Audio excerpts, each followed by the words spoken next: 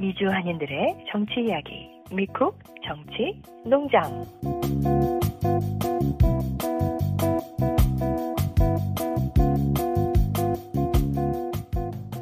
2025년 5월 7일 수요일 미쿡 정치농장 433화 시작합니다. 안녕하세요. 저는 노스캐롤라이나의 염소 아저씨고요. 오늘도 뉴저지의 양희님과 뉴욕에서 온 토리님 인사 부탁드립니다. 안녕하세요. 뉴저지 양희입니다. 안녕하세요. 뉴욕에서 온 톨입니다. 네, 뉴욕에서 온 토리님 지난주에 아바타가 안 돼서 네. 이쁜 토끼 모습을 못 보여드렸는데 오늘 드디어 이제 염소는 염소처럼 생겼고 양이는 고양이처럼 생겼고 토리는 토끼처럼 생겼습니다. 이 동물들이 나누는 얘기. 자, 오늘 우리 미국 정치농장 안 하려고 했는데 너무나 분통이 터지는 일이 있다고 우리 뉴저지의 양이님이 오늘 해야 된다 해서 열었습니다. 자, 무슨 일이 지난주에 있었습니까? 한국 정치에서?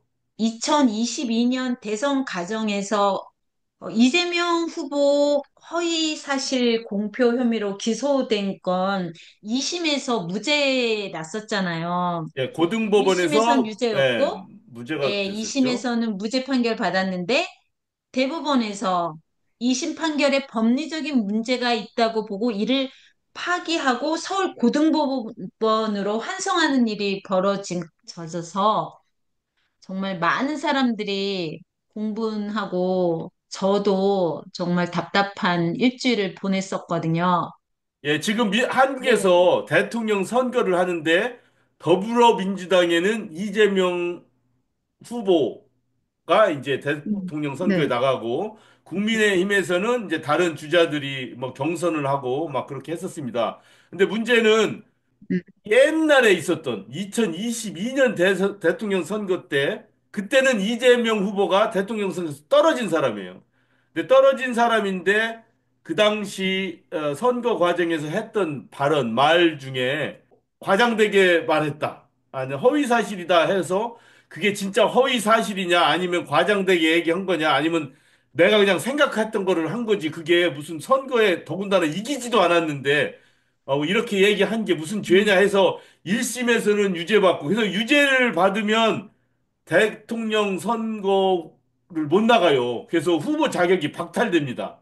그게 아주 중요한 거예요. 그래서 더불어민주당은 후보를 뽑았는데 네.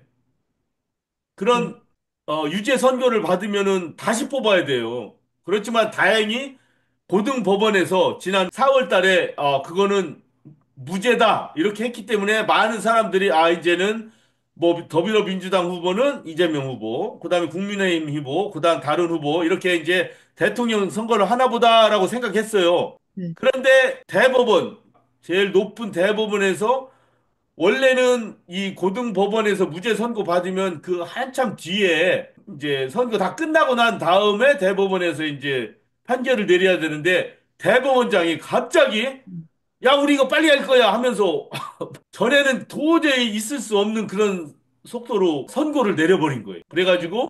고등법원에서 무죄 판결 낸 것, 그거 잘못됐다라고 니네들 다시 해라고 이렇게 되돌려 보내니까 그러면 다시 해가지고 선거일 6월 3일 이전에 다시 유죄를 받으면 갑자기 민주당 대통령 후보는 없어져 버리는 거잖아요. 그럼 이게 뭐 대한민국 대통령 선거가 엉망진창이 되는 거잖아요. 그렇죠? 네, 맞아요. 그렇죠. 예, 그래서 지금, 많은 사람들이 걱정을 했던 겁니다. 자, 그래서 어떻게 됐나요? 결과적으로. 네.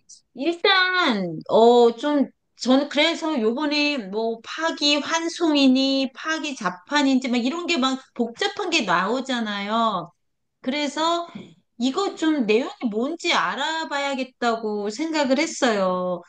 그 전에 뭐 뉴스라든가 그런 데서 보면은 그 조희대 대법관장이 이런 소문으로는 뭐 이재명을 준비가 다 돼 있다 뭐 이런 얘기가 있었다고 하고 윤석열 그 전 대통령 그 사람도 좀 너무 의기양양하게 지금 이제 곧 구속될 사람이고, 죄값을 받을 사람인데 너무 막 당당하게 그게 다니는 게 좀 이상하다고 생각하고 많은 사람들이 의심했잖아요. 이대로 이 사람들이 쉽게 포기할 사람들이 아닌데, 그런데 이런 엄청난 일들을 지금 벌였잖아요.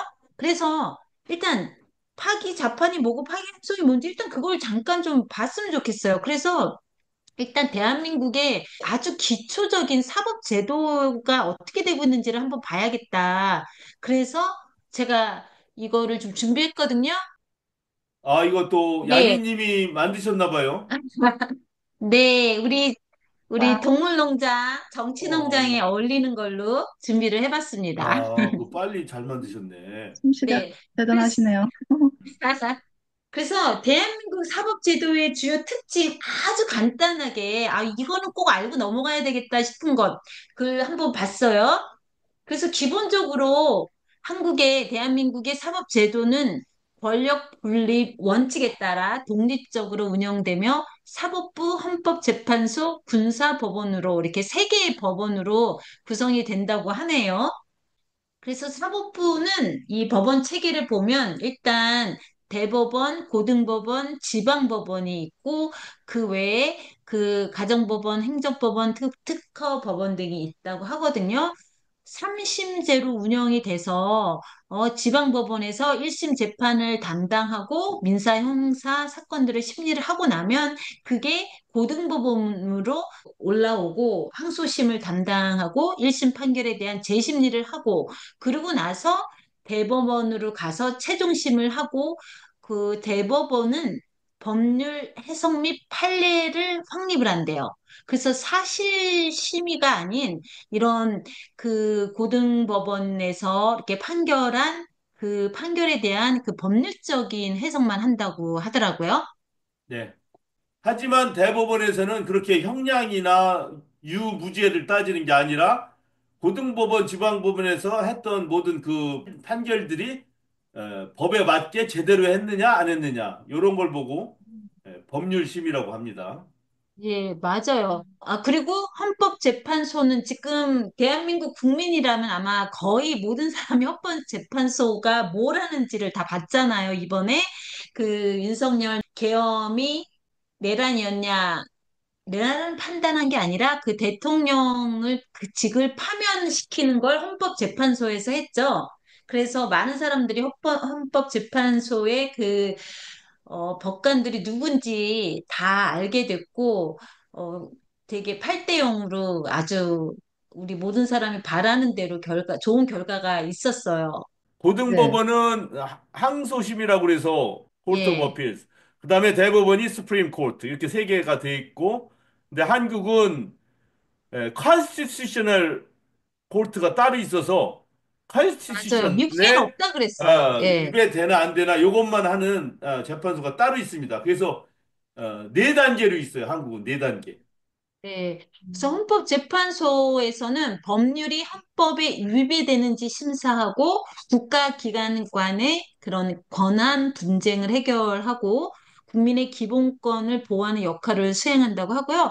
지난번에 이렇게 나온 얘기들을 좀 들어보니까 이 대법관들이 한국에서는 가장 자신들이 권위를 갖고 있다고 이렇게 생각한대요. 그래서 헌법재판소장들은 약간 그 아래로 보고 그래서 그 대법관이 못 되는 사람들이 헌법재판소장이 되는 그런 것처럼 인식을 하고 있다고 하거든요. 조의되잖아요. 대법원장이. 그리고 대법원장은 대통령이 그 뽑고 나머지 그 대법관들은 그 대법원장이 추천에 의해서 또 된다고 해요. 그래서 이번에도 이 판결도 그 다른 대법관들이 조희대 대법원장의 영향을 많이 받았을 거라는 지금 얘기들이 나오고 있거든요. 예. 그럼 마저 이거 얘기할게요. 우리 지금 군사법원 하면 우리 해병대 때 수해 때 제수군 돌아가신 상병. 분, 예. 네, 최장병, 그때 그 사건으로 많은 사람들이 군사법원을 좀 알잖아요. 근데 이렇게 별도로 그 운영이 된다고 해요. 예, 그래서 보통 시민들은 아까 얘기한 대로 지방법원, 고등법원, 대법원 이렇게 가지만 군대 내에서 어떤 범죄가 발생했을 때는 제일 먼저 군사법원에 따라서 갑니다. 군 관련 사건 심리하고 군사법원법에 따라 예, 운영이 뭐 된다고 이렇게 밀리터리 코트라고 하네요. 그러나요? 밀리터리 코트. 네, 예. 예, 그래서 기본적으로요, 이제 대한민국 사법부 그 주요 원칙은 법관의 독립, 그리고 삼심제, 헌법재판소의 역할, 이렇게 세 가지로 볼 수 있는데, 법관은 헌법과 법률에 의해 독립적으로 판결합니다. 그리고 삼심제, 1심 지방법원에서 2심 고등법원, 3심 대법원으로 이렇게 진행이 되고요. 그다음에 헌법재판소의 역할은 법률의 위헌 여부를 판단하며 국가기관 간의 분쟁을 조정합니다. 이렇게 이제 돼 있는 게 기본적인 주요 원칙이라고 해요. 그래서 법률에 네. 따라서 대법원까지 판결을 다 했는데 야, 그 법률 자체가 잘못됐어. 우리나라의 헌법에 위반돼라고 할 때 바로 헌법재판소에다가 물어보는 거죠. 내가 이러이러한 네. 법률로 대법원에서까지 갔지만 내가 뭐 나보고 잘못했다고 한다. 억울하다. 근데 가만히 보니까 그 법률 자체가 잘못됐어. 법률을 고쳐야 돼. 이 법률 진짜 잘못됐는지 제대로 된 법인지 판단해 주세요 하고 가는 데가 헌법재판소.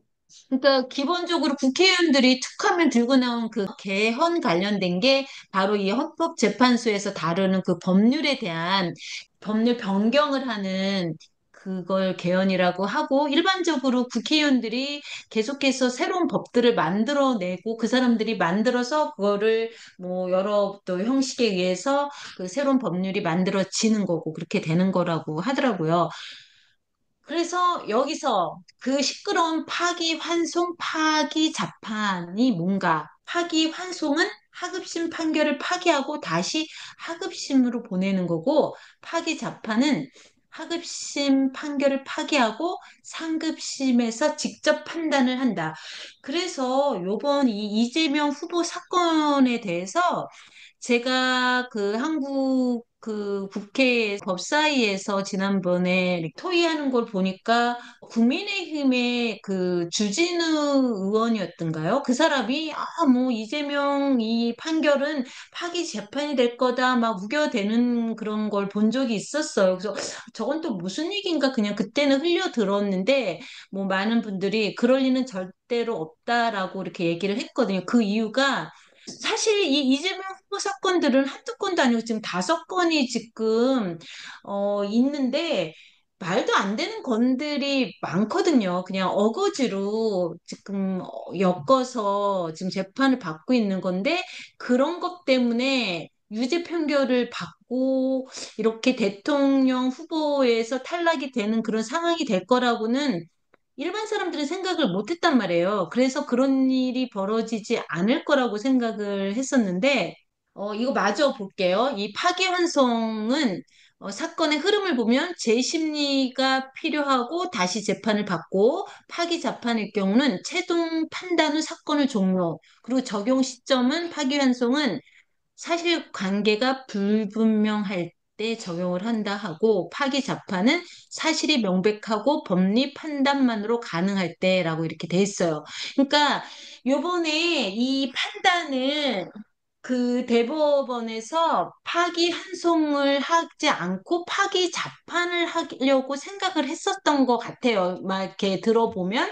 근데 많은 대법관들이 반대를 하지 않았을까. 왜냐면 이걸 법리만으로 판단을 하려고 하면 무죄를 주는 게 맞거든요. 2심에서 너무 꼼꼼하게 이게 왜 무죄일 수밖에 없는지를 다 했기 때문에 근데 이번에 파기환송을 하면서 발표한 거를 보면은 이재명은 유죄다. 자기네들이 법리 판단이 아니라 사실에 대한 어떤 이 죄에 대해서 자기네들이 판단을 하고 그걸 실었단 말이에요.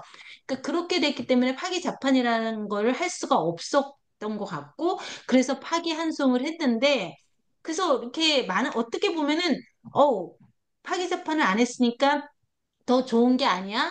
라고 사람들이 생각할 수 있게끔 상황은 마치 그래요. 하지만 파기환송을 하고 바로 고등법원에 내려보냈거든요. 서울 고등법원의 형사 7부에다 배당을 하고 그렇게 했는데 그거를 바로 거기서 받자마자 다음 날에 그 우편 송달이라고 해서 직접 이 공판하는 거를 공지하는 거를 직접 전달을 하는 그거를 일반적으로는 일반 우편으로 보낸대요. 그리고도 만약에 안 받거나 그러면 또 이렇게 다른 방법을 하고 그리고 최종으로 연락이 안 되거나 하면 직접 사람이 가서 전달하는 방법을 하는데 여기는 그 모든 걸 생략하고 바로 그렇게 전달을 했다고 하거든요. 그러면서 2025년 5월 15일 오후 2시로 그때 하는 거예요. 근데 그때 나왔던 얘기가 만약에 그거를 공판을 해서 고등법원에서 아, 이거는 유죄다라고 판결을 하면 그러면은 되게 이제 복잡해지는 거예요. 올라가서 바로 대법원에서 유죄를 때릴 수 있고 만약에 무죄를 한다 하더라도 그 마찬가지로 유죄 판결이 날 수 있는 되게 복잡한 상황이 됐다라고 하더라고요. 사실 너무 복잡한 상황이 됐고, 근데 중요한 건 지금 이재명 대표가 이런 데 끌려다닐 시간이 없잖아요. 하긴 국민의힘의 그 대통령 후보들은 선거 유세를 안 다니더라고요. 그냥 가만히 앉아서 대법관이 이재명 대통령 후보를 날려버리면 그냥 자기네가 떨어지는 그 감을 따먹겠다 그런 마음으로 있는 것 같아요. 그러니 단일화 타령만 하고 있고. 예. 그랬는데 다행히, 너무 다행히 국민들이 거리로 또 나오고 또 이런 대법관들에 대해서 탄핵하자는 얘기 나오고 또 그 들리는 얘기로는 뭐 6만 페이지가 넘는 그런 공소장 관련된 이런 서류를 받냐 안 받냐 그 증거를 내라 막 이런 얘기 나오고 그러면서 또 제가 좀 이따가 여기다가 언급을 할 텐데 실제로 사법부에서도 많은 판사들이 비판의 목소리를 내고 그렇게 되면서 서울 고등법원 형사 7부의 이재건 판사가 이 공판 기일을 6월 18일 대통령 선거 이후로 미루는 그런 결정을 했어요.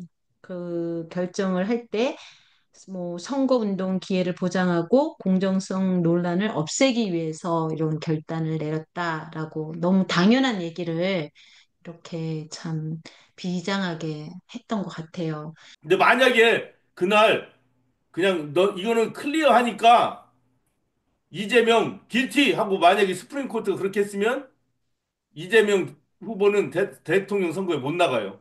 음, 그렇게 될 뻔했는데 그냥 리턴 투 하이코트 했고 그런데 리턴 투 하이코트에도 시간이 많이 걸리잖아요. 원래 네. 이 투표하는 날이 6월 3일인데 근데 대법원에서 막 서둘러 가지고 막 니네 빨리빨리 빨리 해 막 이렇게 푸시했어요. 음, 그래서 만약에 6월 3일 전에 무슨 길티 다시 나면은 큰 혼란이 나오잖아요. 그러면 예? 그렇죠. 예, 예. 그래서 지금 이게 문제가 됐던 겁니다. 그 혹시 트럼프 대통령 전에 2024년 12월 전에 트럼프가 막 코र्트에 가서 막 길티 판정받고 그런 거 많이 나죠. 제니어리 6 뭐 라이엇 때문에도 그렇고 무슨 뭐 스토미 데니스 허시머니 준 거 막 그런 것도 있고 잘못한 거 많이 있잖아요. 저기 트럼프가. 네. 그렇지만 대통령 당선되면서 그 모든 것들이 쫙 없어졌죠. 음, 그렇죠. 예. 그거하고 이거하고 비교할 수가 있겠죠. 음. 예. 법원이 지금 검찰과 법원에서 지금 어떤 식으로 이재명 후보를 옥죄고 있는지를 보여주는 거거든요. 이게 인천 서구을 이용우 국회의원실에서 만든 그 포스터인데요. 대놓고 선거운동 방해하는 사법부, 선거운동 기간 20일 중 5일 재판 해가지고 13일에 대장동 재판, 15일에 공선법 재판, 뭐 이런 식으로 5개가 쫙 있잖아요. 그러니까 한국은 이렇게 선거 기간 22일 동안의 선거 기간이 있는데 그 전까지는 공식적인 선거 기간이 아니어서 마이크를 못 썼다고 하더라고요. 그래서 22일 때부터는 마이크를 쓸 수 있는 이제 정식 공식 그 선거 운동 기간이라고 얘기를 하는데 지금 이런 식으로 재판을 잡아놓은 거예요. 그러니까 일반적으로 선거가 시작이 되면 일부러 재판을 미루거나 보통 그렇게 하는 게 정상인데 고의적으로 이렇게 다 해놨다고밖에 볼 수가 없는 거예요. 근데 지금 아까도 말씀드렸지만 15일 날짜가 6월 18일로 바뀌었고 이거 외에도 지금 몇 개가 또 이렇게 미뤄졌다고 얘기를 해요. 다 아직 미뤄진 건 아닌데 제가 볼 때는 아마 며칠 안에 다 결정이 되지 않을까 싶어요. 그래서 이 내용이 바로 그 대통령 선거의 후보자는 후보자의 등록이 끝난 때부터 개표 종료 시까지 사형, 무기 또는 장기 7년 이상의 징역이나 금고에 해당하는 죄를 범한 경우를 제외하고는 현행 범인이 아니면 체포 또는 구속되지 아니하며 병역 소집의 유예를 받는다. 이 법에 의해서 이게 대통령 선거 이렇게 후보자가 된 사람은 이제 후보자 등록이 끝나고 나면 재판을 하면 안 돼요. 그 프레지던트 캔디데이트는 좀 보호를 해주는 거예요. 음, 예, 그런 법이 있어요. 물론 프레지던트는 보호를 더 받죠. 그러니까 트럼프가 그렇죠. 하나도 지금 죄를 중지됐잖아요. 네, 모든 게. 재임 기간 동안은 그 어떤 그런 그 범죄에 대해서도 이렇게 소추받지 예. 않는다고 그런데 예, 들었어요. 캔디데이트도 이렇게 보호를 받는다 이겁니다. 예. 예. 근데 지금 대한민국 사법부는 그것조차도 지금 헌법에 있는 뭐 헌법의 84조라고 하던가요? 세상에 제가 헌법의 몇 조인지까지 알고 있어야 되는지는 모르겠지만 그, 그 법에 의해서 어떻게 될지 모른다고 지금 얘기를 하고 있어요. 지금 가장 유명하고 이 모든 사법 쿠데타를 일으킨 조희대 대법원장의 얼굴 정도는 알고 있어야 될 것 같아서 우리 미국에 사는 동포들도 이 조희대 대법원장의 얼굴을 잘 기억을 해서 이 사람이 무슨 짓을 하고 있는지 기억을 해줘야 될 것 같아요. 저는 기사 중에서 딴 것보다도 이 사람이 대법관 시절에 40대가 그 15살 미성년자를 그 임신을 시킨 것 때문에 이제 고소 사건이 있었는데 그 무죄로 판결을 했다고 하더라고요. 뭐 사랑하는 이유가 사랑하는 관계 사랑해서 그랬다고. 그러니까 이런 말도 안 되는 판결을 했던 대법관이라는 게 참 어이가 없고 이 사람이 어떤 식으로 대법관 생활을 했을지 조금 상상해 볼 수 있을 것 같아요. 네. 그런데 아까도 한번 언급을 했지만 보통은 대법관들이나 일반 판사들은 굉장히 보수적인 사람이라서 개인의 그런 의사를 표현을 잘 안 한다고 하거든요. 근데 요번에 조희대 대법원장의 판결에 대해서는 자기 실명을 내걸고 목소리를 낸 용감한 그런 법관들이 있었어요. 그래서 이거 보면 근데 3천 명 중에 4명이 이렇게 자기 이름을 걸고 한 거예요. 그러니까 한마디로 자기 자리와 직을 걸고 한 거잖아요. 음, 김주옥 판사는 조희대 이재명의 최대 정적으로 부상, 그리고 노행남, 절대다수 판사 침묵 현실 너무 기계, 송경근, 우리의 재판권 국민으로부터 위임, 김도균, 평양적 재판의 이례적 반복 심각, 이런 식으로 자세한 내용들을 보면은 되게 굉장히 신랄하게 아주 심도 있게 비판을 한 거를 알 수 있겠더라고요. 음. 이 저지들이 한국의 저지들이 그 사람들의 네트워크 있잖아요. 네. 예, 네. 거기에다가 요번에 그 스프림 코트의 그 저지 조희대가 네. 한 일에 대해서 이렇게 카멘트를 했어요. 여러 명들이. 네. 예, 그거를 지금 설명한 그리고, 겁니다. 네. 이것 때문에 제가 기사들을 찾아보다 보니까, 되게 반가운 소식이, 그러니까 오늘 올라온 기사예요. 국회 법제사법위원회가 오는 14일에 조희대 대법원장 등 사법부의 대선 개입 의혹 진상규명 청문회를 열기로 했대요. 그래서 여기에 증인으로 채택된 사람들이 조희대 대법원장을 비롯해서 12명의 대법관이 모두 포함이 됐다고 하거든요. 그러니까 어떻게 만약이라도 뭐 핑계를 내서 안 나올지도 모르겠지만 이제 그 사람들이 나와서 어떻게 대답을 할지 기대가 되고 이 사람들은 어떤 식으로든 이 판결에 동의한 사람들은 처벌을 받아야지 저는 다시는 이런 사법부가 정치에 관여하는 일을 안 하지 않을까 싶어요. 그냥 넘어가면 안 될 것 같아요. 네, 그런데 또 한 가지 다른 여론은 이제 아무리 조희대가 그 속이 보이는 일을 했더라고 해도 그 사람 스프링 코트에 뭐 이례적이긴 하지만 과정을 거쳐서 결정을 내렸기 때문에 억울해도 존중은 해야 된다. 아, 그건 이런 이제 말도 안 된다고 예, 생각해요. 그런 이쪽에서 볼 때는 너무나 억울하고 말도 안 되는데 중립적인 사람들이 볼 때는 그러면은 우리 편에 유리한 판결 내리면 받아들이고 우리한테 불리한 판결 내리면 안 받아들이면 서로가 서로를 믿지 못해서 이 싸움은 끝이 안 나요. 그러면 이것이 반복될 수가 있어요. 그래서 억울하고 분해도 억울하고 분해도 이 법을 지켜야 된다는 그런 마음들은 갖고는 있어야 돼요, 마음속에. 이것마저 무너지면 그 뒤부터는 이제는 아무것도 다 안 돼 버리는 거예요. 제가 볼 때는 이 조희대 대법원장이 행동으로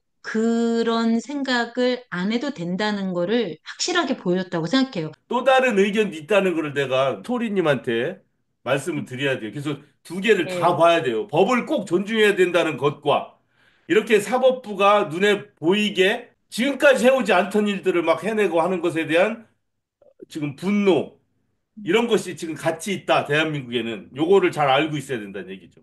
그동안은 많은 국민들이 그 검찰의 민낯을 봤어요. 그래서 검찰은 개혁을 반드시 해야 된다라고 생각을 했지만 사법부에 대해서는 사실 잘 몰랐잖아요. 근데 이제 확실하게 사법부를 알게 됐고, 누군가는 그랬죠. 이 사법부가 완전히 빤스까지 벗고 링에 올라왔다. 정치에 관여하고 국민들이 선택해야 할 대통령을 뽑을 수 있는 그 기회를 박탈하고 자기네들이 대통령을 세우려고 한다라고 지금 얘기를 하고 있잖아요.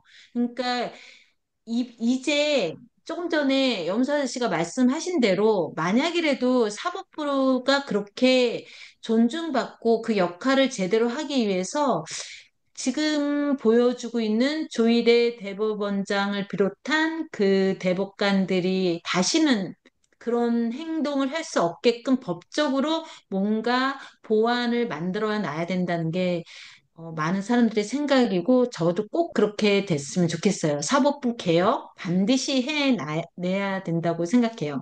그래서 새로운 정부가 나면은 그런 문제들을 하나하나 다 잘 처리해 나갔으면 좋겠다 해서 우리 설문조사하고 있지 않습니까? 네, 어쨌든 지난 한 주 진짜 가슴에 고구마가 탁 막혀 있는, 고구마 먹고 다 막혀 있는 그런 느낌으로 살았는데, 역시 좀 순리대로 이렇게 흘러간다. 그리고 대한민국 국민은 위대하다. 다시 한번 느꼈어요. 그래서 마지막까지 모든 사람들이 정신 바짝 차리고 이렇게 지켜본다면 그 내란 세력들이 무슨 나쁜 짓을 못하고, 감히 못하고, 그냥 무사히 대한민국의 정권 이양이 잘 되지 않을까. 한번 기대를 해 보겠습니다. 예. 여러 동물들이 같이 모여 사는 농장처럼 우리 여러 가지 의견을 가진 사람들이 한번 마음껏 얘기해보는 미쿡 정치농장 433화 여기서 마치도록 하겠습니다. 밤늦게까지 수고하셨습니다. 소리님, 감사합니다. 양이님. 수고하셨어요. 네.